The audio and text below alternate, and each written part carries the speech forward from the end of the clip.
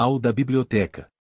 Brad não demorou a perceber que seus dias como ser físico estavam contados.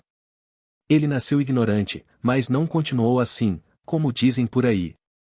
Sim, houve fisioterapia, o Dr. Babineal decretou, e Brad não estava em posição de protestar, mas havia um limite para até onde ele conseguiria chegar com fisioterapia. Acabou conseguindo se arrastar por uns 10 metros no corredor que alguns pacientes chamavam de o Estrada da Tortura, mas só com a ajuda da coordenadora de reabilitação, Ursula Beer, a nazista sapatão que mandava no departamento. Só mais um passo, Sr. Hartsfield, dizia Beer, e quando ele conseguia dar mais um passo, a vaca pedia mais um e depois outro. Quando Brad finalmente tinha permissão de desabar na cadeira de rodas, tremendo e encharcado de suor, ele gostava de se imaginar colocando trapos encharcados de óleo na racha da mulher e ateando fogo. Bom trabalho! Gritava ela. Bom trabalho, Sr. Hartsfield.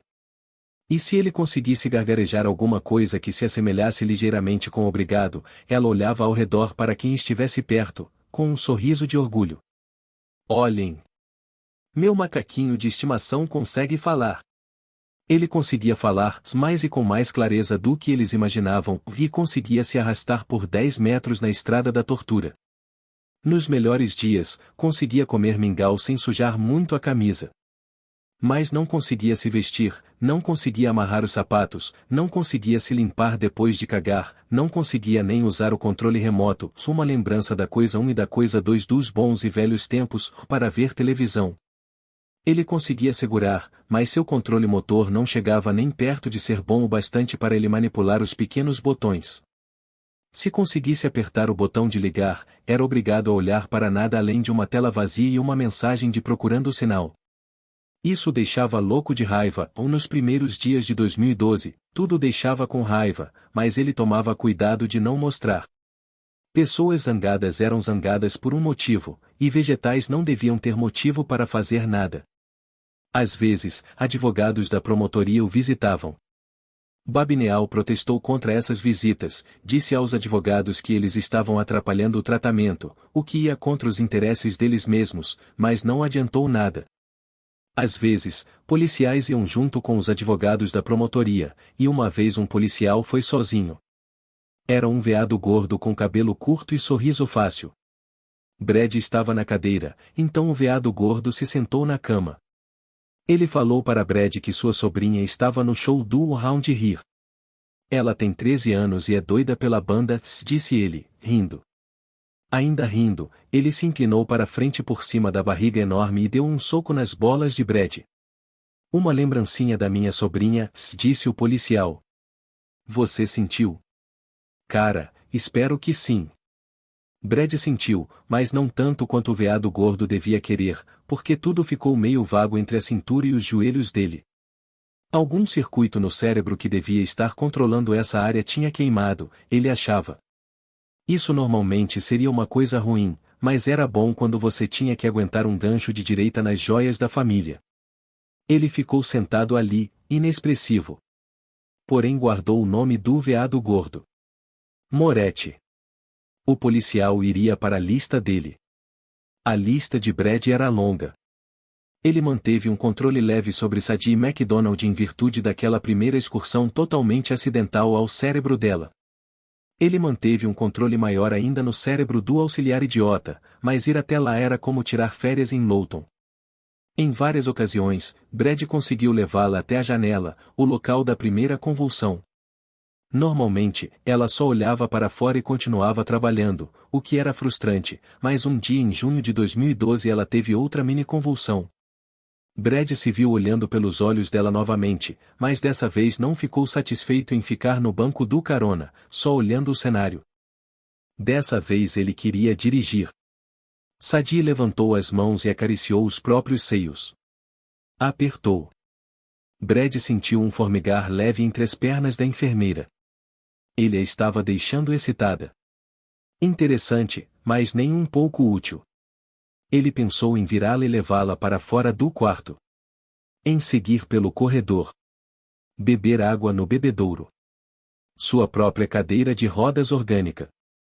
Mas e se alguém falasse com ele? O que diria? E se Sadie assumisse novamente quando estivesse longe dos flashes de luz e começasse a gritar que Hartsfield estava dentro dela? Achariam que ela tinha ficado maluca. Talvez a colocassem de licença. Se fizessem isso, Brad perderia o acesso a ela. Então ele se aprofundou na mente dela, vendo os pensamentos peixes passarem piscando de um lado para outro. Estavam mais claros agora, mas quase todos eram desinteressantes. Mais um vermelho. O pensamento surgiu assim que Brad pensou nele, porque ele estava fazendo com que ela pensasse nele. Um peixe grande e vermelho. Um peixe-pai. Brad esticou a mão e o pegou. Foi fácil. Seu corpo físico estava quase imprestável, mas dentro da mente de Sadie ele era tão ágil quanto um bailarino. O peixe vermelho era o pai de Sadie, que a molestou regularmente desde que ela tinha 6 anos.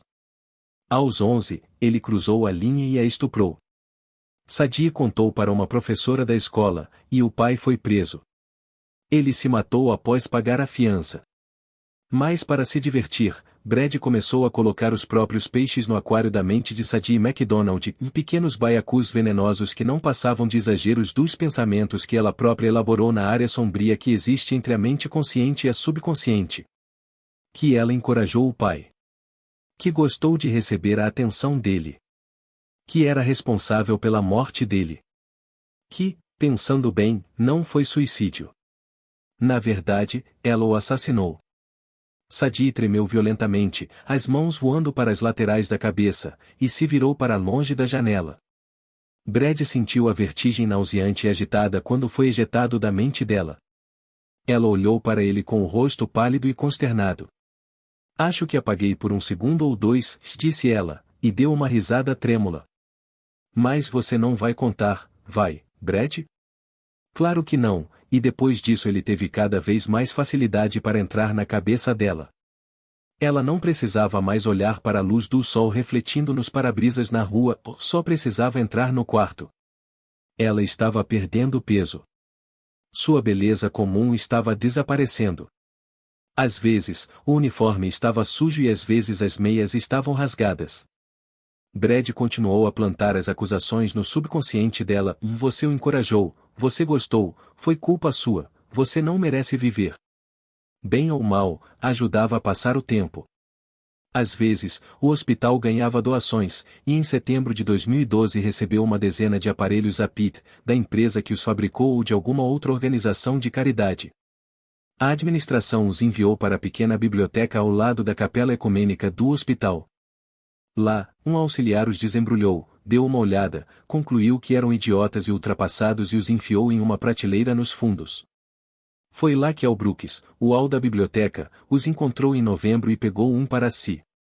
Al gostou de alguns dos jogos, como aquele no qual tinha que levar Pitfall Harry em segurança por buracos e cobras venenosas, mas o que ele mais gostava era do pescaria. Não do jogo em si, que era bem idiota, mas da tela de demonstração. Ele achava que as pessoas ririam, mas não era piada para Al. Quando estava chateado com alguma coisa, como o irmão ter gritado com ele por Al não ter colocado o lixo na rua para coleta de quinta de manhã ou uma ligação mal-humorada da filha em Oklahoma City, os peixes deslizando lentamente e a música sempre o faziam relaxar. Às vezes, ele perdia a noção do tempo. Era incrível. Certa noite não muito antes de 2012 virar 2013, Al teve uma ideia. Hartsfield do quarto 217 era incapaz de ler e não demonstrou interesse em livros nem em músicas. Se alguém lhe colocasse fones de ouvido, ele batia neles até tirá-los, como se os achasse confinadores. Ele também era incapaz de manipular os pequenos botões embaixo da tela do Zapit, mas podia olhar a demonstração do pescaria. Talvez gostasse dele ou de alguns dos outros. Se gostasse, talvez outros pacientes, para seu crédito, Al nunca pensava neles como vegetais, também podiam gostar, e seria uma coisa boa, porque alguns dos pacientes com danos cerebrais no balde às vezes tinham surtos violentos. Se as telas de demonstração os acalmassem, os médicos, as enfermeiras, os auxiliares e até os zeladores teriam mais tranquilidade no trabalho. Quem sabe ele receberia um bônus. Provavelmente não, mas sonhar não custava nada.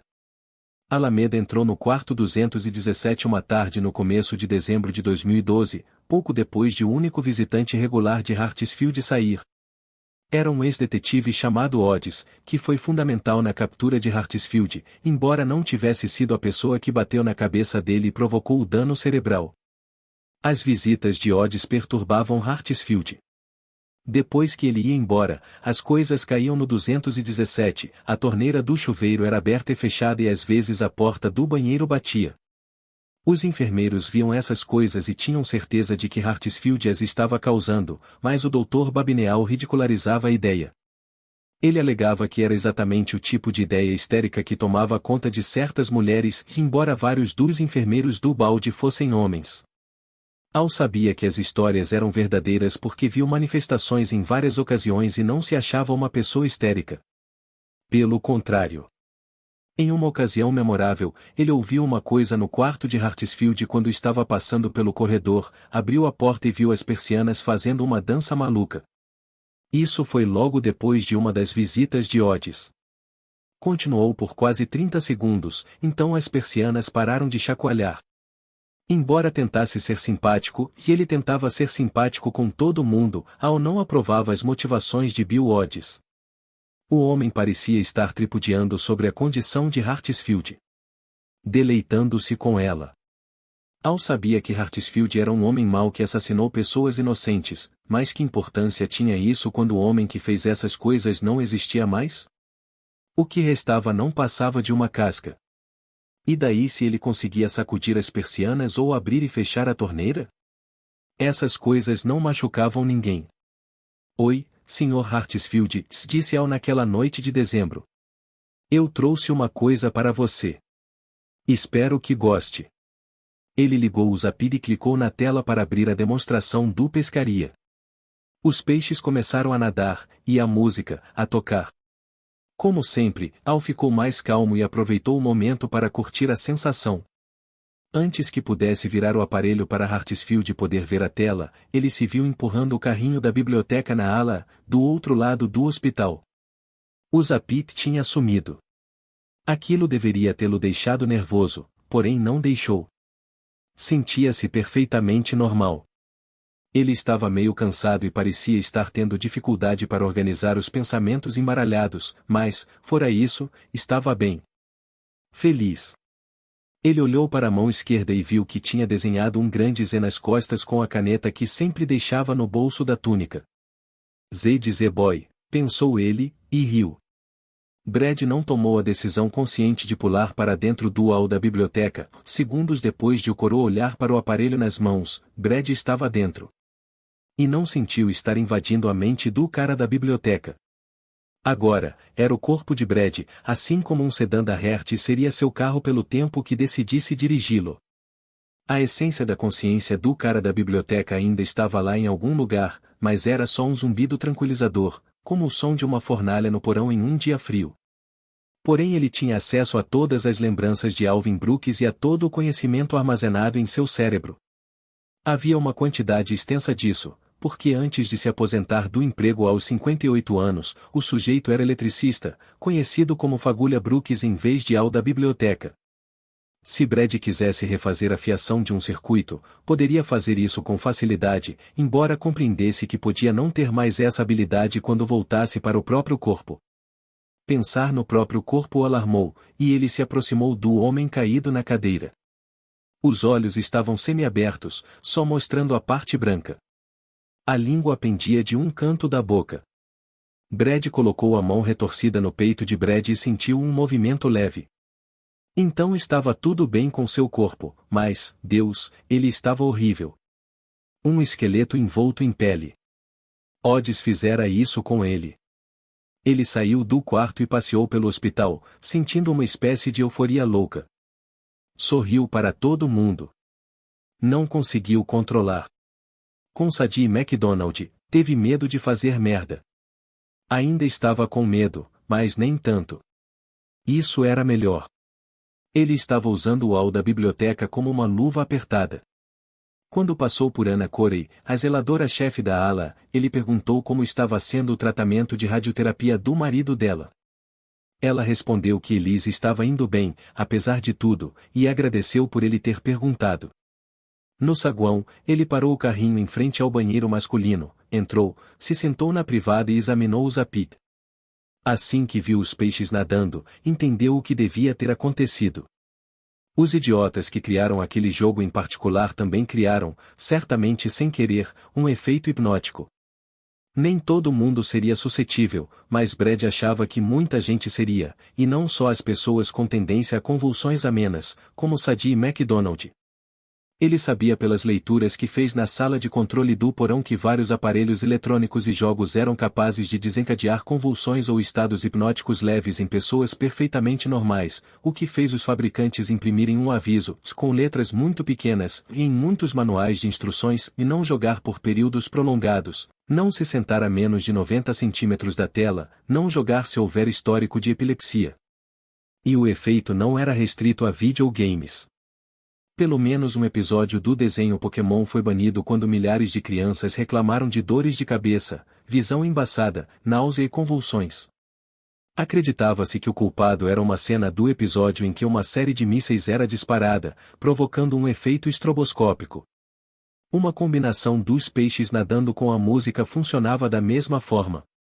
Brad ficou surpreso de a empresa fabricante do Zapit não ter recebido uma enxurrada de reclamações. Ele descobriu depois que houve reclamações, mas não muitas. E chegou à conclusão que houve dois motivos para isso. Primeiro, o maldito jogo pescaria não tinha o mesmo efeito. Segundo, quase ninguém comprou os joguinhos Zapit. No jargão do comércio, flopou. Ainda empurrando o carrinho, o homem usando o corpo de Al da biblioteca voltou para o quarto 217 e colocou o Zapit na mesa de cabeceira, pois o aparelho merecia mais estudo e reflexão. Então, e não sem sofrimento, Brad deixou Al Brooks da biblioteca. Houve aquele momento de vertigem, depois ele estava olhando para cima em vez de para baixo. Estava curioso para saber o que aconteceria em seguida. Primeiro, Al da biblioteca só ficou ali parado, uma peça de mobília que parecia um ser humano. Brad esticou a mão invisível até ele deu um tapinha na bochecha do homem. Em seguida, procurou a mente de Al com a sua, esperando encontrá-la fechada, como a da enfermeira MacDonald ficava depois que ela saía do estado de fuga dissociativa. Mas a porta estava escancarada. A consciência de Al tinha voltado, porém havia um pouco menos agora. Brad desconfiava de que parte dela tinha sido sufocada pela presença dele. E daí? As pessoas matavam neurônios quando bebiam demais, mas tinham muitos outros. O mesmo era verdade em relação a Al. Pelo menos por enquanto. Brad viu o Z que desenhara nas costas da mão do homem, sem motivo nenhum, só porque podia, e falou sem abrir a boca. Oi, Z-Boy. Saia agora. Saia. Vá para a ala A. Mas você não vai falar sobre isso para ninguém, vai? Falar sobre o quê? Perguntou Al, parecendo intrigado. Brad assentiu da forma que podia e sorriu da forma como podia. Já estava desejando estar em Al de novo. O corpo de Al era velho, mas pelo menos funcionava. Isso é verdade, disse ele para Z-Boy. Falar sobre o quê? O ano de 2012 virou 2013. Brad perdeu interesse em tentar fortalecer seus músculos telecinéticos. Não fazia sentido agora que tinha Al. Cada vez que entrava na mente do homem, seu domínio ficava mais forte, e o controle, melhor. Controlar Al era como controlar um daqueles drones que os militares usavam para vigiar os maometanos no Afeganistão e depois para jogar bombas nos chefes deles. Lindo, de verdade. Uma vez, ele fez Z-Boy mostrar um dos Zapits para o Det após, na esperança de Odds ficar fascinado pela demonstração do pescaria. Estar dentro de Odds seria maravilhoso. A primeira prioridade de Brad seria pegar um lápis e enfiar nos olhos do ex-detetive. Mas Odds só espiou a tela e devolveu o aparelho para Al da biblioteca. Brad tentou de novo alguns dias depois, dessa vez com Denise Woods, a auxiliar de fisioterapia que ia ao quarto dele 2 vezes por semana para exercitar seus braços e pernas. Ela segurou o aparelho quando Z-Boy o entregou a ela e olhou para os peixes nadando por bem mais tempo do que Odds. Alguma coisa aconteceu, mas não foi o bastante. Tentar entrar nela foi como empurrar um diafragma firme de borracha, cedia um pouco, o bastante para ele espiá-la dando ovos mexidos para o filho no cadeirão, mas depois o empurrava de volta. Ela devolveu os apit para Z-Boy. Você está certo, são peixes bonitos, disse Denise. Agora por que você não vai distribuir os livros, Al, e me deixa trabalhar com Brad nesses joelhos incômodos? Então era isso. Ele não tinha o mesmo acesso instantâneo aos outros que tinha com Al, e Brad só precisou pensar um pouco para entender por quê. Al teve um pré-condicionamento à demonstração do pescaria, viu aquilo dezenas de vezes antes de levar os apit para Brad. Essa era uma diferença crucial e uma decepção arrasadora. Brad imaginou que teria dezenas de drones entre os quais escolher, mas isso não ia acontecer a não ser que houvesse um jeito de alterar o aparelho e incrementar o efeito hipnótico. Era possível? Como alguém que tinha modificado todo tipo de aparelho no passado, a coisa 1 e a coisa 2 eram um exemplo, Brad acreditava que sim. O Zapit era equipado com Wi-Fi, afinal, e o Wi-Fi era o melhor amigo do hacker. Imagine, por exemplo, que ele programasse uma luz intermitente. Uma espécie de estroboscópio, como o que zoou o cérebro das crianças expostas à sequência de mísseis no episódio de Pokémon. O estroboscópio poderia ter outros propósitos também. Enquanto fazia um curso da faculdade comunitária chamado Computando o Futuro, e isso foi pouco antes de ele largar a faculdade de vez, a turma de Brad teve que ler um relatório longo da CIA, publicado em 1955 e tornado público logo depois do 11 de setembro. Era chamado o potencial operacional da percepção subliminar e explicava como os computadores podiam ser programados para transmitir mensagens tão rápidas que o cérebro não as reconhecia como mensagens, mas sim como pensamentos originais. Imagine que ele conseguisse incorporar uma mensagem dessas dentro da luz estroboscópica. Durma agora, está tudo bem, por exemplo, ou talvez só relaxe. Brad achava que uma coisa assim, combinada com o efeito hipnótico da tela da demonstração, seria bem eficiente. Claro que ele podia estar errado, mas daria a mão direita praticamente inútil para descobrir. Ele duvidava que um dia conseguisse, pois havia dois problemas insuperáveis de cara. Um era fazer as pessoas olharem para a tela do Zapit por tempo suficiente para o efeito hipnótico agir. O outro era ainda mais básico, como ele ia modificar qualquer coisa. Não tinha acesso a computadores, e mesmo que tivesse, que bem faria? Não conseguia nem amarrar a porra do sapato. Ele considerou usar Z-Boy e rejeitou a ideia quase na mesma hora. Al Brooks morava com o irmão e a família do irmão, e se ele de repente começasse a demonstrar conhecimento e capacidade avançados de computação, haveria perguntas. Principalmente quando as pessoas já tinham perguntas sobre Al, que passou a ser distraído e um tanto peculiar. Brad achava que estavam pensando que Al estava sofrendo de senilidade, o que não estava muito longe da verdade. Parecia que Z-Boy estava perdendo alguns neurônios, afinal. Brad ficou deprimido. Tinha chegado como sempre ao ponto em que suas ideias brilhantes colidiam de frente com a realidade sombria. Aconteceu com o aspirador rola, ou aconteceu com câmera de ré, ou aconteceu com o monitor de TV programável, que teoricamente revolucionaria a segurança doméstica. Ele tinha inspirações maravilhosas, só para descobrir que ficará para trás ou que não tinha as habilidades práticas para transformá-las em realidade. Ainda assim, ele tinha um drone humano para lidar, e depois de uma visita particularmente enfurecedora de Odds, Brad decidiu que se alegraria ao brincar com seu novo drone. Assim, Z-Boy visitou um cibercafé a 1 ou 2 quadras do hospital e, depois de 5 minutos em um computador, Brad ficou eufórico de se sentar em frente a uma tela de novo, descobriu onde Anthony Moretti, também conhecido como o policial gordo socador de testículos, morava. Após sair do cibercafé, Brad levou Z-Boy até uma loja de equipamentos militares excedentes e comprou uma faca de caça. No dia seguinte, quando saiu de casa, Moretti encontrou um cachorro morto sobre o capacho. A garganta fora cortada. Escrito com o sangue do animal no para-brisa do carro havia: "E sua mulher e filhos são os próximos." Poder fazer isso, alegrou Brad. A vingança é um prato que se come frio, pensou ele, e eu sou muito paciente. Às vezes ele fantasiava em mandar Z-Boy atrás de Odds para dar um tiro na barriga dele. Como seria bom ficar de pé na frente do Det, após, vendo-o tremer e gemer enquanto a vida escorria por entre seus dedos. Seria ótimo, mas Brad perderia seu drone, e, depois de preso, Al poderia dar com a língua nos dentes. Havia outra coisa também, algo ainda maior, não seria o bastante. Odds merecia mais do que uma bala na barriga seguida de 10 ou 15 minutos de sofrimento. Bem mais. Odds precisava viver, respirando ar tóxico dentro de um saco de culpa do qual não haveria escapatória. Até que não conseguisse mais suportar e se matasse. Esse era o plano original, nos bons e velhos tempos. Não tem como, pensou Brad. Não tem como fazer nada disso. Eu tenho Z-Boy, que vai estar em um asilo se continuar seguindo por esse caminho, e posso sacudir persianas com minha mão fantasma. É isso. É tudo que eu tenho. Mas então, no verão de 2013, o buraco negro em que ele vinha vivendo foi perfurado por um raio de luz. Ele recebeu um visitante.